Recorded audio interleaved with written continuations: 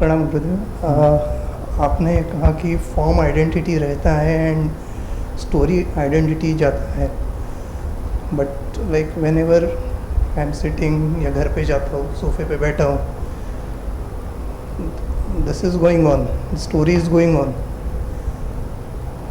so that time means from sadhana point of view I'm asking, should I be continuously focused in the being whenever I'm sitting freely, whenever I'm not in any activity, I'm sitting freely not doing anything, कोई भी activity में नहीं हूँ, I'm just relaxing, that time I should be focused in the being, intense sadhana point of simplified ways. How can you focus on being? So start with the feeling your aliveness. Directly you cannot capture that beingness. Right. So focus on your aliveness. Right. Aliveness is directly connected to your being. Right. But like whenever I'm sitting relaxing, like अभी खाना खा के आया, I was just sitting, that time also I should focus. Whenever I'm sitting, focus creates stress. Right. Relaxed observation. जैसे हम बहुत शांत किसी चीज़ को महसूस कर रहे हैं, फोकस नहीं, फोकस तो डिस्ट्रैक्ट होने के लिए बाध्य है। रिलैक्स्ड ऑब्जर्वेशन, क्योंकि जब कुछ नहीं है तो बस रिलैक्स हो जाइए। Witnessing state and non-witnessing state. When there is something to witness, then witness will arise and you will become witness. When there is nothing to witness, that will be non-witnessing state, relaxed observation. And desire, like should we be desiring or not? Let desires happen. Alright. Like रात को मैं निकला, ice cream खाने की इच्छा हुई, खाओ। या मीन्स प्रैक्टिकल है आस्किंग। हाँ, प्रैक्टिकली बता रहा हूँ। आइसक्रीम खाने की डिजायर हुई, जाइए खाइए। आइसक्रीम की दुकान तक पहुँचे, आपकी पसंद वाली आइसक्रीम नहीं है, मुस्कुराइए, दुकान से बाहर आ जाइए, बात खत्म। उसको होल्ड मत करिए, लेकिन उसको रजिस्ट भी मत करिए। होल्ड करने का मतलब है, फिर आपने कहा आज तो पूरे शहर में जहाँ कहीं मिलेगी तो मैं खा के मानूंगा, तो ये एक बड़ा एक्स्ट्रा स्ट्रेस पैदा करेगा।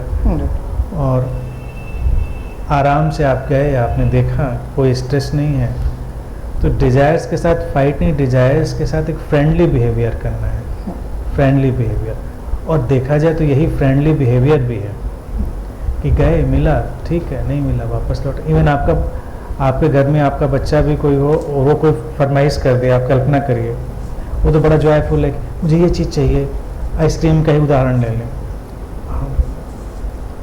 वो उसका माइंड क्या सोच रहा है कि बस हम इधर मांगेंगे, उधर आराम से मिल जाएगी हमको। लेकिन आप बड़े भावुक हो जाएं, आप सोचें कि अब इसको आइसक्रीम तो खिला के मानेंगे, उसको पकड़ के आप गाड़ी में डालिए, पूरे शहर रात भर घुमाइए, सुबह तक वो त्रस्त होकर कहेगा अब मैं दोबारा आइसक्रीम नहीं खाऊंगा। उसको सोना था। मेरे फादर मेरे साथ ही करते थे। मैं एक बार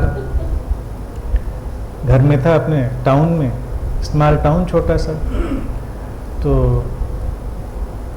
अब जाके मैं ये जो छेने की मिठाइयाँ होती, अब जाके मैं खाने लगा हूँ। इतना उसका ट्रॉमा मेरे ऊपर था कि मैं लंबे टाइम तक छेने वाली मिठाई, मुझे लगता है इसमें क्या टेस्ट होता है, मुझे कन्विंस ही नहीं हो पाता था मेरा माइंड क्या टेस्ट होता है। रसगुल्ला, वो तो जब बंगाल वाले लोग आ गए तो उनके प्रेशर में रसगुल्ले को मुझे समझना पड़ा कि रसगुल्ले में टेस्ट होना चाहिए।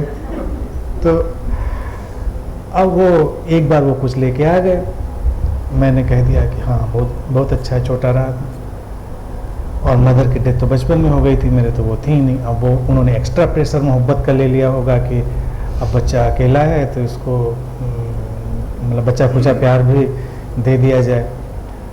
अब मैं सो गया मान लीजिए, अब वो उनका बिजनेस रात में कभी 10 बजे, कभी 11 बजे, कभी किसी भी टाइम आ रहे हैं, कोई फिक्स टाइम तो था नहीं, ऑफिस टाइप वाले।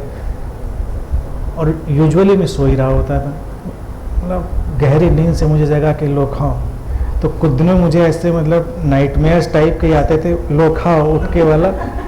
तो अब अच्छी चीज़ भी मेरे लिए एक यातना बन गई। फिर उसके बाद मैंने तरीका निकाला कि अब किया क्या जाए इसका। कुछ दिन तक तो खाया, नींद में आंखें मलते हुए वो सब, लेकिन वो मज़ा कहाँ आ रहा था। वो भाई मज़ा तो किसी चीज़ को आ रहा है, एंजॉय करे जब आप अच्छे भले चैतन्य बैठे हुए हैं। फिर वो उनके मैं ले लेता था, मैं चाय भी खाते हैं बरसों। फिर मैं रखा क्यारी में, उसको खोद के डाल दिया उसको, तो ये चलता रहा। अब डिज़ायर तो थी, अच्छी चीज़ें खाएंगे, लेकिन उस डिज़ायर का फुलफिलमेंट इतनी ज़्यादा मोहब्बत से हुआ कि वो सेटलमेंट नहीं हो पाया। तो यही हमारी डिज़ायर्स में जो बच्चे जैसी हैं, उनके साथ बड़े डेलिकेट बिहेवियर करना पड़ता है। उनको फुलफिलमेंट तो देना है, लेकिन इतना फोर्स्ड फुलफिलमेंट नहीं दे देना है कि वो बिल्कुल डिस्परेट हो जाए। इसीलिए किसी को मज़ा वज़ा नहीं आता जब ऐसे डिज़ायर्स में जाता है। तो सेंसेशन, देन मोर सेंसेशन, देन मोर सेंसेशन। लोग एडिक्ट कैसे होते हैं? जैसे मान लीजिए उन्होंने कहा कि किसी भी चीज़ का, अच्छा इतनी कोई चीज़ लेते हैं, डल हो गए और उसको और डल हो गए। लेकिन अगर डिज़ायर्स आई, इनोसेंटली आप गए, फुलफिल हुई तो इट्स ओके, नहीं फुलफिल हुई इट्स ओके, तो अगली बार वो और इनोसेंट और फ्रेश डिज़ायर रहेगी। तो this should be the way to handle any desire.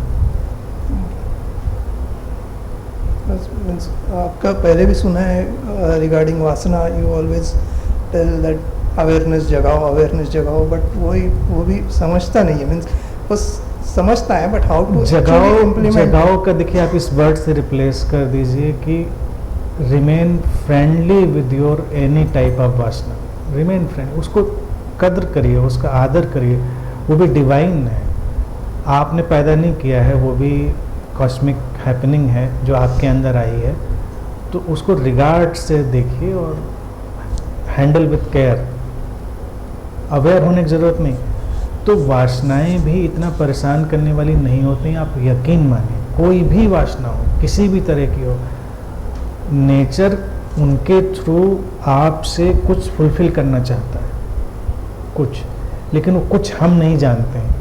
हम उस कुछ को इंटरप्रेट करते हैं, मैनिपुलेट करते हैं और डिस्टॉर्ट करते हैं, हम ये कर लेते हैं। लेकिन अगर हम उनके साथ नेचुरल रहें तो अपने नेचुरल फुलफिलमेंट की तरफ वो जाएंगी, एडजस्ट हो जाएंगी, या नहीं जाएंगी, अपने ढंग से वो मूव होंगी। तो अवेयर रहने की कोशिश भी एक कोशिश है, और उसमें भी ये है कि वासना जो आई है ये शायद कुछ बुरी चीज़ है, और हमको अवेयर रह के इसको हैंडल करना है।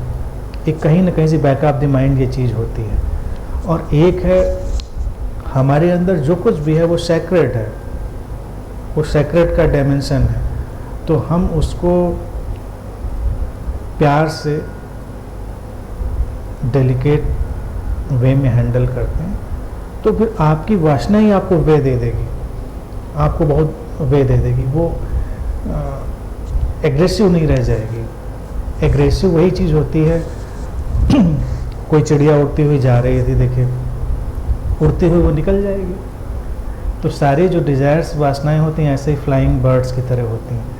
लेकिन अगर हम खिड़की खुली, उसके अंदर आ गई वो, इस हॉल के अंदर, तो बाहर निकलने के लिए वो कितना उपद्रव करेगी, इससे टकराएगी, उससे टकराएगी, इधर।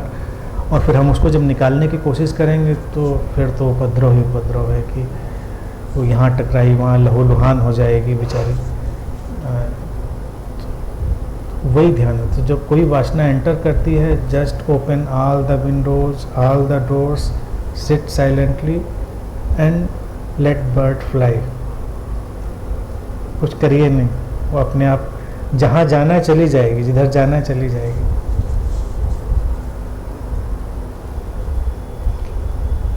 Thank you.